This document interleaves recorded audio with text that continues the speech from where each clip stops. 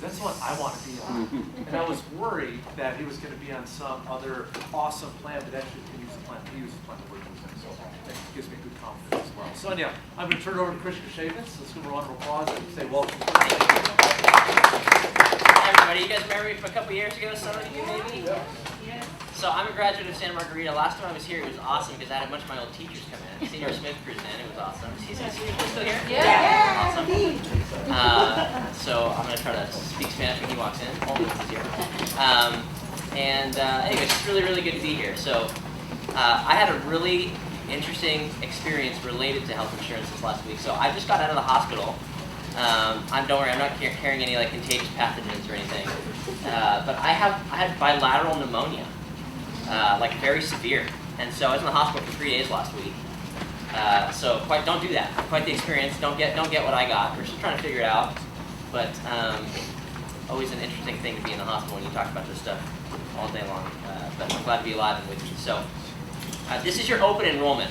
And by way of that, you might notice me like kind of just like do one of these, you know, just kind of hang out on the podium for a second, or like take some deep breaths. So just forgive me.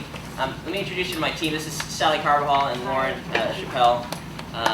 Super solid team that works for us at Centennial. Okay, so what is Centennial? So we're not an insurance company. We're a benefits advisory firm. So we help Rich and Lisa and Maggie make good decisions around how to deal with the rising cost of healthcare. Like this is a super challenging environment for an employer to have health insurance for employees, and there's always just this struggle of rising costs, increased complexity in legislation, just general frustration with it, but also this kind of cultural value of really wanting to take care of our people, right? And we're at the point now in the United States where these two things are really kind of competing values, high cost and high value of employees. So my job is to help employers to figure that stuff out, okay? So just by way of agenda, so like I said, this is your open enrollment meeting, so lots of changes, right? Moving from Aetna and Kaiser over to Cigna. We're going to talk about some of the specifics of what that looks like. Just by way of agenda, we're going to talk a little bit about just kind of a quick like market update, like what's happening macroeconomically. There's, you know, this is in the news big time, right? We're about to get into another election cycle here, and so you're going to hear a lot about health insurance yet again, which I know is a very sexy topic and something we're all looking forward to hearing about. But I wanted to just make sure you're as informed as possible when you hear about those things in the market. And then we're going to do like a little quiz, right? Because we, you know, a room full of teachers, I can't not do that, right?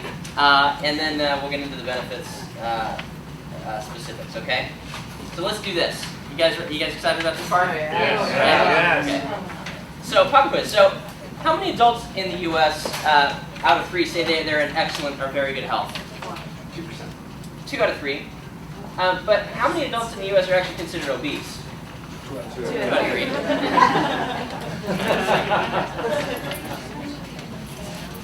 How many deaths were there in 2013 due to lack of exercise and poor dieting? Total number of deaths. See, yeah, that's the answer to every question. 66%. Right. Almost 1 million. 912,000. What's that? It was 100%. 100%. Yeah, that's true. 100% of people died, but yeah, 912,000. Just due to lack of diet and exercise.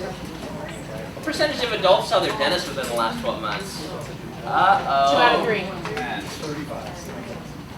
59. It's actually pretty interesting. There's all kinds of interesting statistics having to do with like how your dental health, like your oral health, impacts your overall health. I'm not going to tell you any of them, but there's lots. What percentage of healthcare costs directly stem from preventable chronic diseases? So just real quick. So we spend roughly $3 trillion. Okay, I have a context for $1 million. $1 billion, I start to get real shaky. Like billions, I don't really understand that. $1 trillion, not at all. We spend $3 trillion on healthcare in the United States. So what percentage of those dollars is from preventable chronic diseases? 65. So the Surgeon General says 75. Most of the statistics now are like 85, 90. Okay, so 9 out of 10 of those $3 trillion are preventable.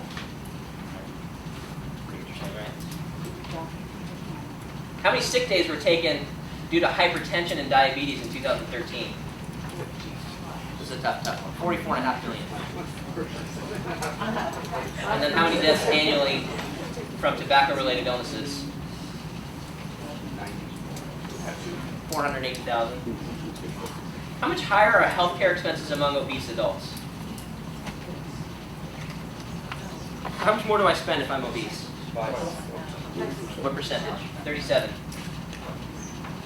Okay, so before we talk about the health insurance, I think it's good to talk about the health, right?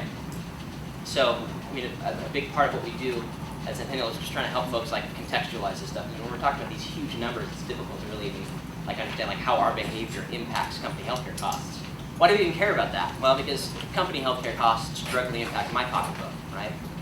Because the ability for an employer to continue to subsidize the amount of the insurance costs that they can or that they do is directly impacted by the gross premium, and gross cost is directly tied to our behavior, right?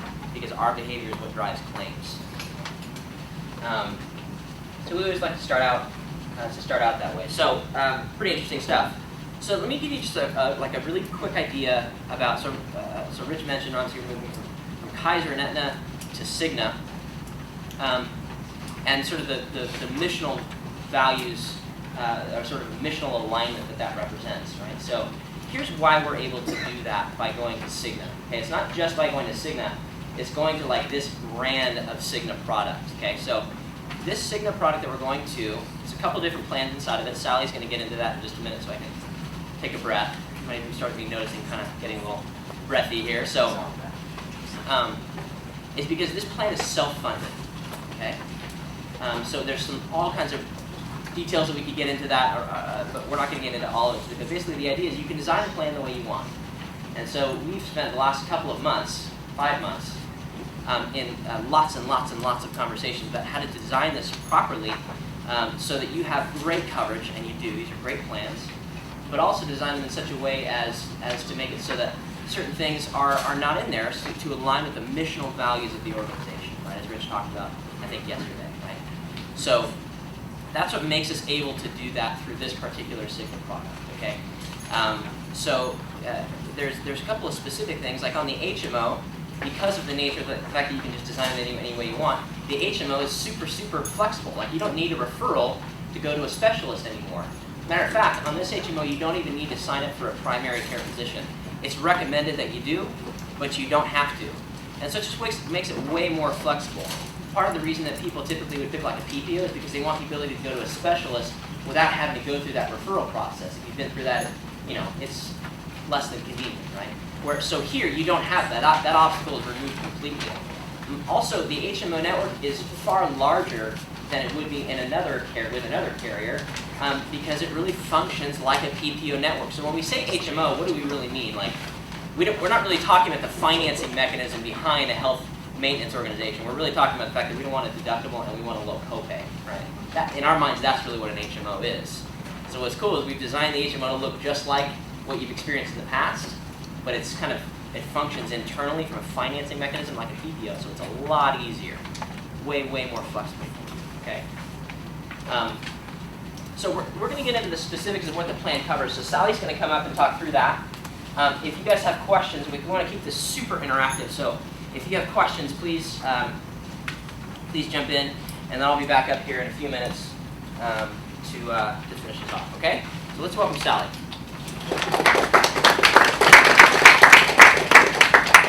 Thank you, everyone. Thank you, Chris. So I'm going to go over your benefits. So I'm getting used to these contacts, so if you think I'm winking at you, I'm just kind of trying to blink and clear my eyes. So good looking. I drink that all the time. All right. So as Chris said, we are moving you guys to Cigna. So that's great news. As you heard, the HMO product is not really an HMO product, but it's going to work like one. You're going to have your low deductibles and your low copays and no deductibles. So when you're thinking about your insurance or you're looking at your insurance, you want to think about the order of operations. So it's always going to be your deductible first, your co-payment or your co-insurance, and then your out-of-pocket maximum. So we'll take a look at that on both of your plans. You're going to have two options, your HMO plan and your PPO plan. So what's very nice on your HMO, no deductible on your HMO. And if you go to the hospital, it's going to be a $250 admission. So for someone like the incident Chris just went to, this was a $250 cost for him. He would go into the hospital, pay his admission, no deductible. On this HMO plan, it'd be very difficult to reach your out-of-pocket maximum. You'd probably have to, your family would have to go to the hospital 20 some odd times in a year in order to hit that family $5,000 out-of-pocket maximum. So on the PPO, you have, your claims are going to be, you have two options, in-network or out-of-network. So you have the freedom to go to any doctor. But keep in mind, if you look at the differences there, you know, it's a different copay if you're going out-of-network versus in-network. So your best cost savings is always going to be in-network. A couple of years back, my husband had some abdominal pain on Easter Sunday, and I'm like, take some Tums. I'm like, you're not getting out of the picnic. You know, and he's always trying to, I don't want to go. But so anyhow, it persisted. So here we go to the emergency room, and they checked him in. I think we were there 5 hours, and then they admitted him to the hospital. So we actually had one overnight stay in the hospital. Does anyone want to take a guess at what it cost? It was actually over $15,000 with all the tests and the X-rays, and it was a $15,000 stay. So that was the day we were glad we had coverage. So if you look at this PPO plan, you would have to meet your family deductible, $500, and admitted to the hospital is a $250 copay, plus 30% of your bill.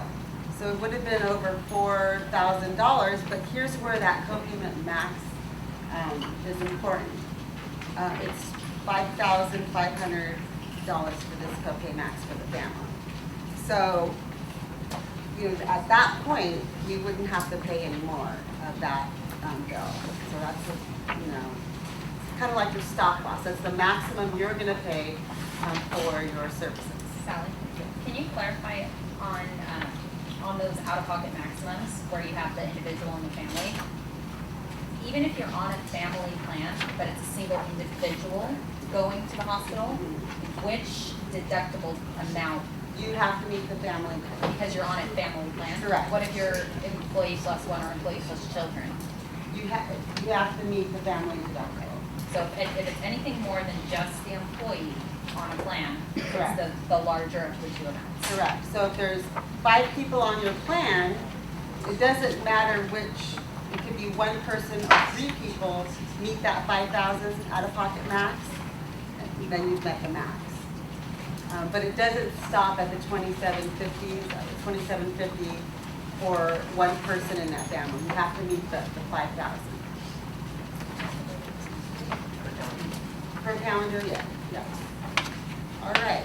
Any questions on the differences on the HMO and the PPO? So HMO, no deductible, co-payments. PPO, you're going to have deductible, co-insurance. You go out of network, as you can see, it's a $500 admission and a 50% coverage there. Any questions on how that works? What classifies as preventative care? Just regular physicals? Physicals, immunizations, mammograms for women, colonoscopy for men. That's like preventative care. Not colonoscopies for women? Yes, yes. Oh, okay. Yeah. I was trying to give an example of each one. Now, you had a question? Out-of-network is a plan that you choose? No, out of network. So in network, that means you're using the physicians that have a contract with Cigna. Out of network, you'll be using any physician you want, but they do not have a contract with Cigna. So you're in network, all's well, you have a devastating disease, you want to go to the specialist in Arizona, where, is that your choice? I mean, or have you chosen a plan in network, out of network? Or do you suddenly go and the payments that are out of network, I don't understand. So you are going to your regular physician, you find out you have this disease, somebody else tells you there's this great Right. doctor that specializes in this in Arizona. So now you're gonna jump into your out-of-network benefits. So there's also a higher out-of-pocket max there. There's a different deductible there as well. So now you're stepping into that arena, and your claims are going to be paid differently than if you were in network. You still have coverage, but not the 30. You aren't going to be paying the 30% of your bill. You're going to be paying 50%, and there could be a difference here because they call it back billing. So you're going to pay your 50% of the allowed fees for those services, plus any difference between those allowed service fees and what that physician is billing. So my kids go to this place in Michigan called Kids Doc. There's many kids that go there. Kids Doc is awesome, right? It's an after-hours doctor. These kids only get sick at 5 o'clock on Thanksgiving, right? So we go there probably more often than our pediatrician. So I come to find out on our explanation of benefits, they're out of network. So I was going, and I don't want a PPO, so I'm going to them, we're going to them, just not even thinking about it. So, but I didn't like sign up on our enrollment form like, okay, I'm picking out of network. You could easily, unknowingly go back and forth between in and out of network. You think a guy like me would pay attention to that, but I wasn't. So, now what's the very first question I asked when I was in the hospital last week? I want to make sure you're an in-network, contracted, both facility and physician, because I'm like, okay, I'm going to spend $200 grand here in the next couple of days, so like, I want to make sure that I'm going in-network. So the point is, you're not choosing to say, okay, I'm going to be an out-of-network or I'm going to be in-network. You just want to be cognizant of that because one of the advantages of the PPO is that you even have the opportunity to go out-of-network, whereas on the HMO you don't. Does that make sense? So HMO, there's no out-of-network benefits. That's what makes it an HMO, right? PPO, there are both in and out of network, but it costs a different amount of money. A couple of questions, yeah. What's the advantage then? It used to be if you used an HMO, the HMO was you stayed within the network. If you went out of network, then you actually had to pay the extra amount. Now the PPO, I'm paying extra for, say, access to physicians that it used to be where if you were an HMO, then you had to stay within those physicians. It was you had a primary care physician, they had to refer you and it had to go through all the red tape to get referred. Okay, now I'm on a PPO. The PPO should be, I can pick whoever physician I want. Okay, it was never in-network type. And so now what I'm doing is if I take the PPO and I don't stay again in the physicians, technically it's a glorified HMO that I'm paying for because now I can't go out of network and use a specialist for cardiology without paying the out-of-network cost. So it's a good why question. is it a benefit to me to do a PPO? Why would anybody want to do a PPO when technically it's not really a PPO? So it is a PPO. It is? Yep. And then how are you saying it's a PPO then? Yep. Because I can't go out and get my own physician that's going to be a specialist in cancer or whatever, cancer treatment, without being dinged real good. Yeah, so I hear you. So it's PPO to be sure. PPOs have always functioned like this. So any PPO that was an actual PPO that you've been on in the past, last year on the Aetna plan, a previous employer or whatever, there's always in and out of network coverage. That's what makes it a PPO. The PPO is the ability to be able to go in network or out of network. So for example, in the Arizona example we had just a second ago, right? They actually might still be in network, but just assuming that they're not. I can still go to them. Whereas on the HMO, I don't have out of network coverage. So PPOs have always been set up so that there's in network and out of network coverage. So what happens if you're on the HMO and you are in a state that doesn't cover or have, now where do you go? What do you do? Yes, so this is actually. And now you have to pay the full cost on your treatment. Yes, so this is actually a nuance that is specific to you, okay? Specific to J. Sarah, and it's just kind of a cool benefit that you get, okay? But when we're talking about the sort of definitions of HMO versus PPO. What I mentioned a moment ago is the case. However, you guys have kind of a cool scenario because of the nature of the way that these plans are set up. If you're on the HMO, okay, we're talking about the Local Plus network here, which is a great network, but it's a little smaller than the PPO network. Okay, and you're out of state, for example, and you find yourself in an area where there is no Local Plus provider available. In this case only, okay, you wouldn't have been able to do this last year. You can actually have access to the open access network, the full PPO network. Okay, so I totally validate your question. So then why am I paying for a PPO if I can do that? Maybe you shouldn't. I mean, so what is the advantage? And you tell me what is the advantage of doing a PPO? I work in healthcare, so that's why I have all these. Yeah. You know, the PPO is not a PPO. To me, that's a managed care access availability. That's kind of like let's say a subsidiary of your HMO. Yeah, I wouldn't characterize it like that, but I mean, this is definitely a PPO, like no question about it. But, so I think if I had the choice that you guys have, I would probably pick the HMO because I get really great access and I have a lower out-of-pocket expense. But you got to make that call on your own. So it's not really like what's the advantage. It's a personal decision. I mean, it just depends on what you want. Now, the Open Access Plus is a larger network, so for your everyday use, right? That whole scenario I mentioned just a minute ago, like where you can go to the Open Access Plus network if you don't have access to the Local Plus network, that's only in a scenario where you don't have that access. If you do have access to Local Plus providers and you don't use them, then you're paying out of pocket for that.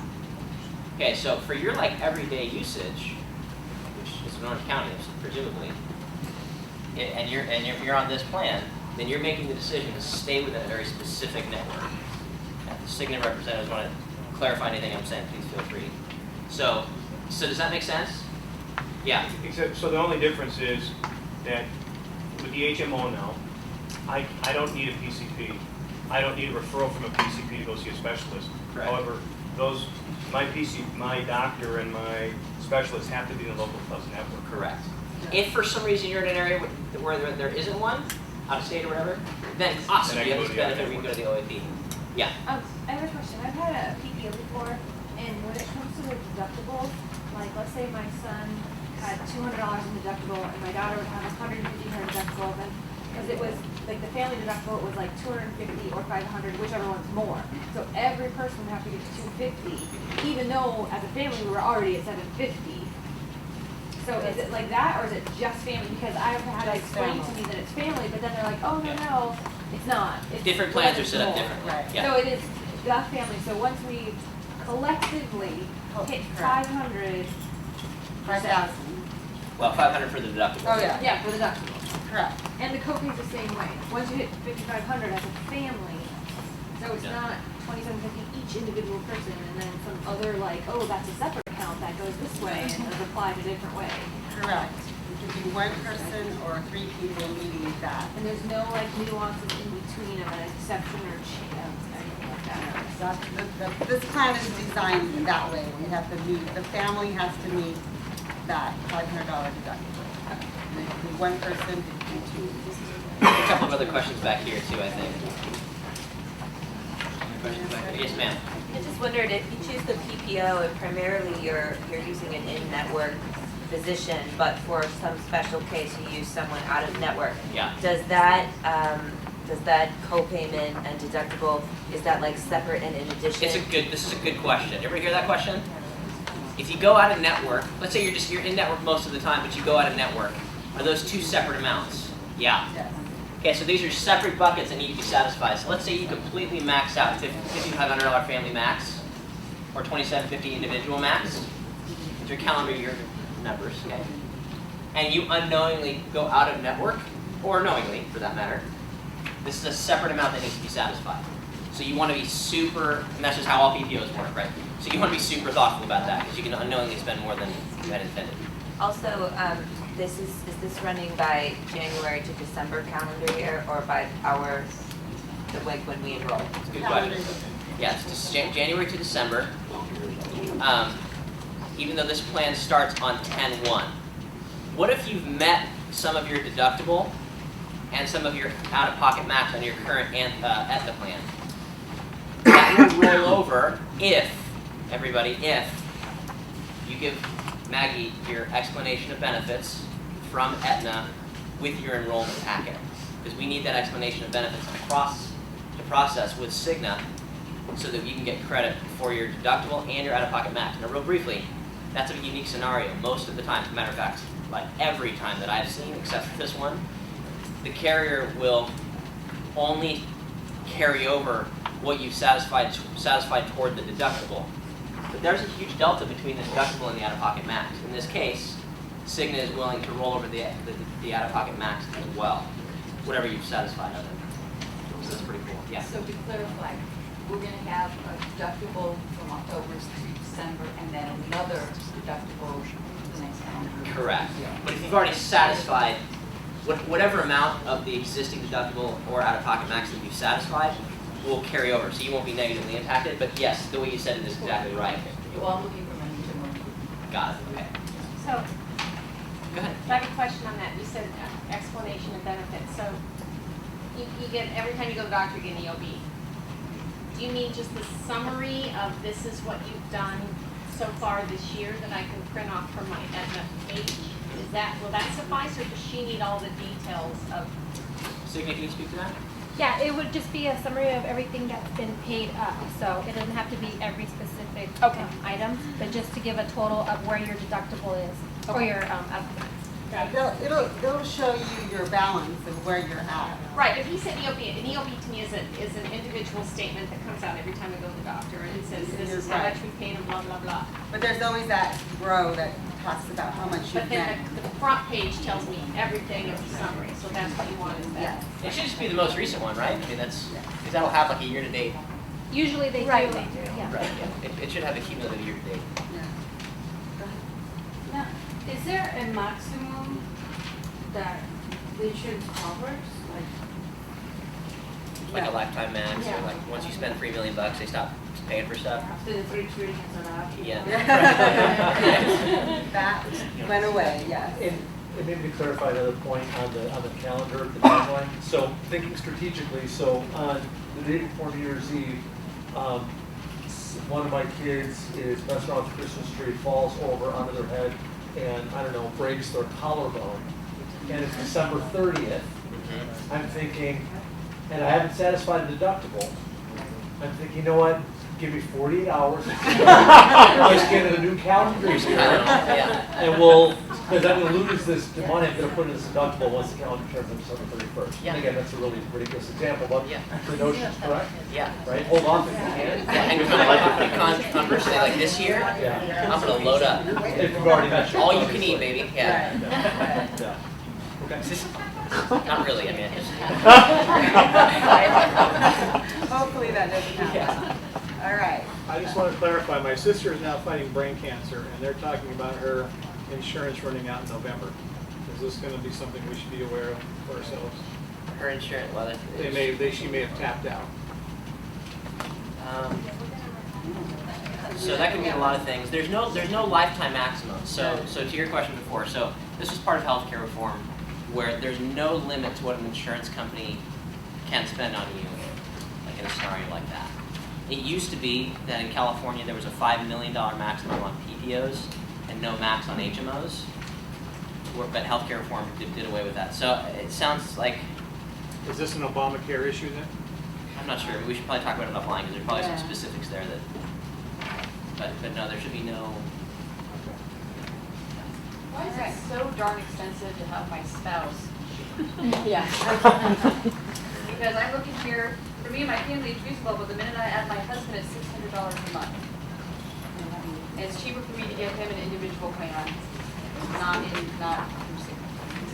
Is there anything you can help me with on that? Any reason I should keep him on my plan? So,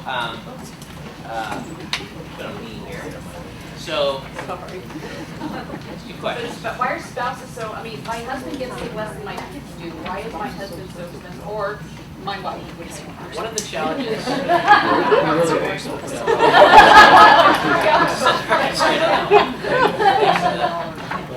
And my husband's not going to get pregnant. Yet. Yeah, a lot of crazy technology right now.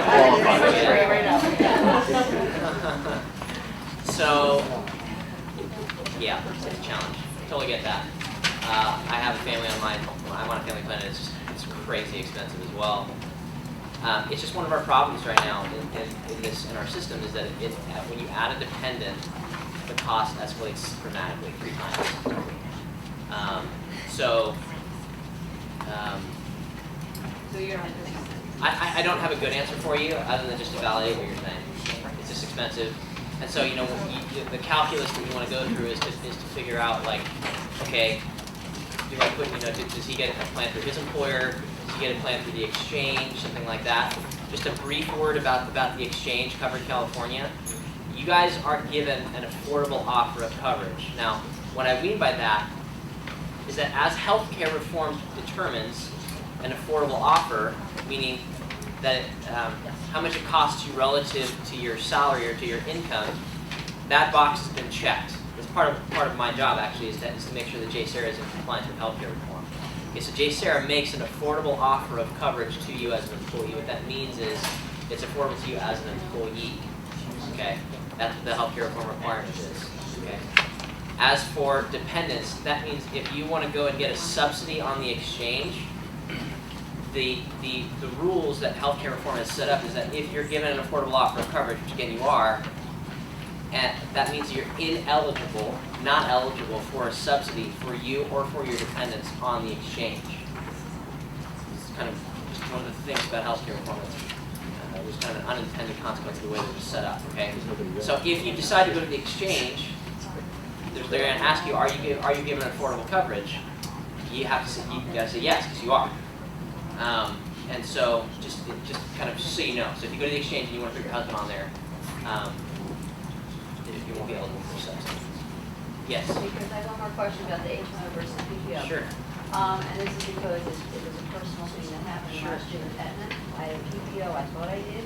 Okay, the HMO, in this case, if I stay in network, I don't need the primary care, I can go to a specialist. But if that specialist decides, and in the HMO grouping, if they decide, okay, you need this type of procedure, does that have to be okay before the procedure can be done? Good question. So you're about pre-authorization.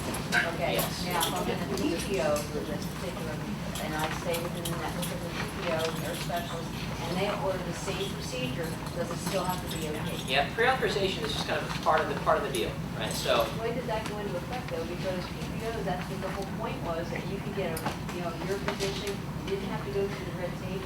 So, and for example, like last year, I thought I had an Aetna PPO, but technically it was really, from my perspective, what the PPO did.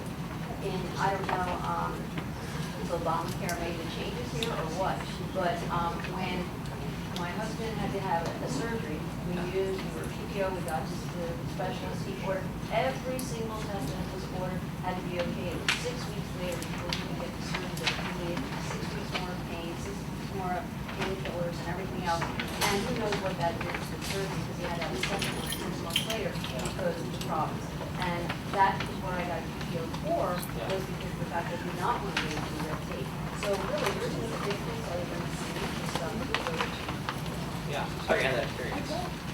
Cigna, can you speak to how pre-authorization works? Yes. So Sorry, I keep just saying Cigna. I'm just. It's okay. Yeah, so the purpose of pre-authorization, so just to answer your question, you don't have to get a referral to see a specialist. You can make your own appointment regardless of the plan. So that is across the board. Now, the purpose of pre-authorization is sometimes people ask for x-rays or MRIs and all of that. And usually it's approved pretty quickly. The physician, sends it via email and it's done. So as quick as your physician sends it in, they usually send it back within 24 to 48 hours, usually. Now there are some cases where there's, different types of procedures that maybe need to be done, or they have to determine if it's medically necessary. That's where it might take a little bit longer, but that's again across the board. But for the most part, things move very quickly for authorization. So my question goes back to then, what's the difference, why are we being offered an HMO and a PPO? When I don't see a difference between the two other than the Which cost. one do you think you prefer? Well, at this point, I always prefer the PPO because working in medicine, I would go with that one. I knew what the PPO offered, but this PPO is not what the PPO has. Yeah, we should probably talk about it offline. I mean, I'm not sure. It's PPO. I mean, But they all need to know that though, because a lot of these people are novice, they don't have a clue what you're sure. So is anyone? So I'm not sure. I'm not sure I fully understand your question. My question is, looking at both of these, I don't see any difference other than the price. Yes. Okay. So Well, okay, so there's that amount for the copay. You want me to explain that a little bit? Sure. So, okay. So normally what you guys were probably used to is you have an HMO and a PPO, right? The HMO, you need to have a primary care physician, and that primary care physician needs to refer you to a specialist. Not only that, you can only see the physicians that are within that medical group, right? So in order to match, some people really like that type of plan, and they like sticking with certain physicians.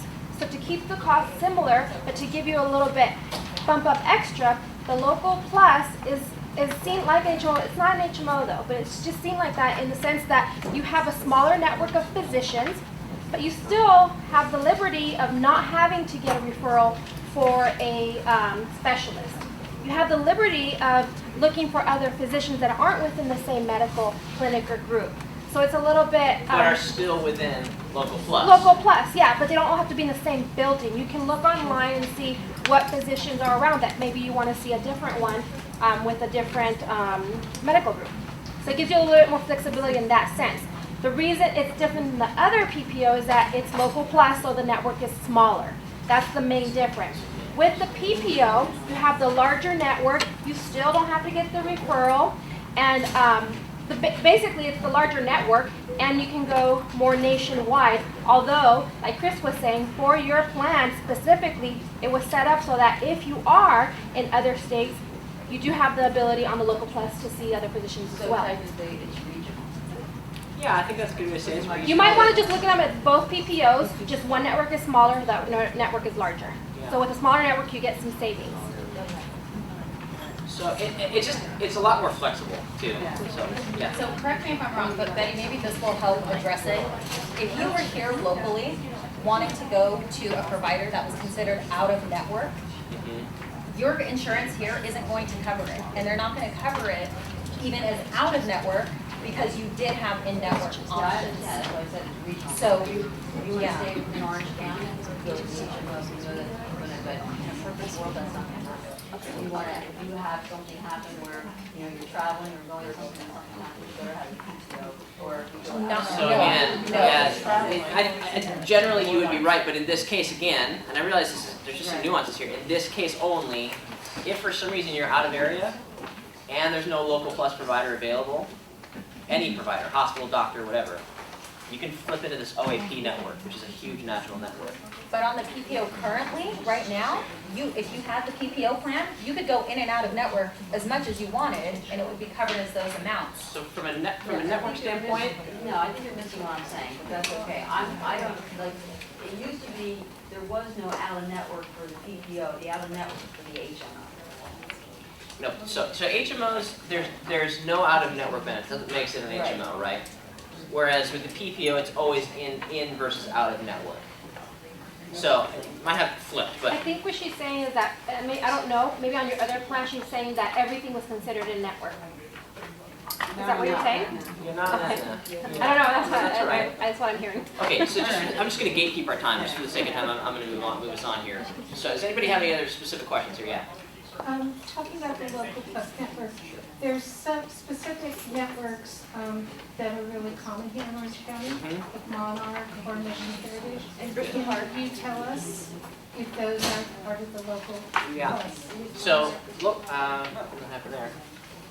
So Local Plus is 70% of the. I don't know the specific medical groups. We'll have to look online for that. But Local Plus is 70% of the larger OAP network.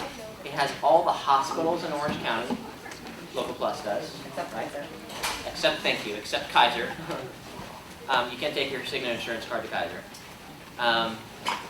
But the usual suspects like Monarch and Greater Newport Physicians. Ladies, I don't know if you can speak to that. You know off the top of your head?